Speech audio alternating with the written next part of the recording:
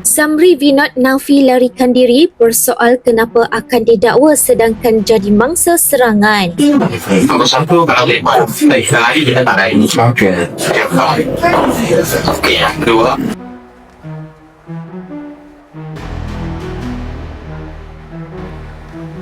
Zamri Vinod yang sedang diburu polis menafikan melarikan diri ke Thailand seperti kenyataan yang dikeluarkan oleh polis di Raja Malaysia PDRM awal pagi tadi. Zamri berkata tiada keperluan untuknya melarikan diri dan akan pergi berjumpa sendiri dengan Ketua Polis Negara jika perlu. Terdahulu menerusi satu kenyataan media yang dikeluarkan polis, dua individu iaitu Zamri Vinod dan Tamim Dahri Abdul Razak diburu polis selepas dipercayai melarikan diri ke Thailand. Mereka berdua akan dikenakan pendakwaan sejurus tiba di tanah air atas beberapa pertuduhan yang akan dikenakan. Mengulas lanjut, Zamri turut mempersoalkan kenapa dia akan dituduh sedangkan dia tidak menyerang mana-mana pihak. nombor satu, kalau lepas lari kita tak ada ini. Okey. Okey, yang kedua, kalau mereka nak dakwa anak, mereka kena juga dakwa si Rin. Kalau mereka nak dakwa anak, bawa hasutan. Anak hasutan siapa? Dalam pun tidak ada berhasutan anak. Tetapi kenyataan dia telah menyebabkan ada beberapa siri serangan berlaku. Yang kedua, anak tak pernah pergi over mana-mana kuil walaupun legal maupun illegal.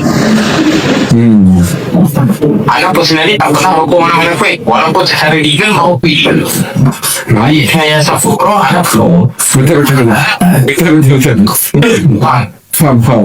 So, baik dengan anggap kita tak ada. Hatta bila polis kata daripada perayaan, kita tak mengikut dekat kawasan itu.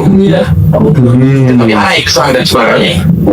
Kepang tadi. Faham. Sekarang ni dari sifat, kalau mereka nak dakwa anak, mereka mana dia nak tangkap dakwa anak, dan tahu buat siri. Okey, faham. Baru fair lah. Setuju? Baik. Okey. Kita semua okey ya? Anak harus semua okey. Apabila okey, ada orang. Alright, dia dengar. Cakap dah. Okey, terbaik Syed. Mudah-mudahan. Okey, Assalamualaikum. Assalamualaikum. Berita panas gang, maklumat daripada PDRM, Zamri Vinod dan juga Tamim Dahri dah lari sampai ke Thailand. Kenapa lari? Kalau tak salah janganlah lari.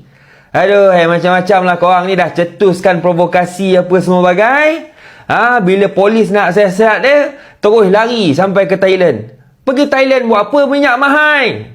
Duduk kat Malaysia ni dapat subsidi. Aku nak ucapkan tahniah lah kepada PDRM sebab ambil tindakan yang tegas. Tak kisahlah mana-mana kaum sekalipun, Melayu, India, Cina ke, kalau siapa-siapa yang cetuskan provokasi, mainkan perkauman dan agama, aku harap PDRM yang ambil tindakan yang tegas lah. Tak boleh kita biarkan macam ni. Kita hidup dalam Malaysia ni dah aman damai dah.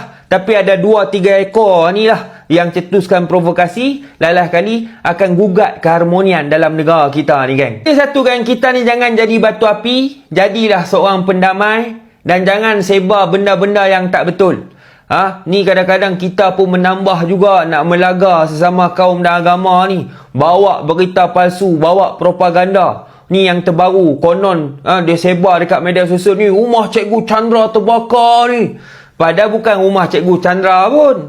Rumah orang lain terbakar, dia kata rumah Cikgu Chandra terbakar. Saja nak bagi panas. Dah lah kereta Cikgu Chandra tu terbakar. Dah siap dengan aku tengok ada orang minta QR apa semua bagai.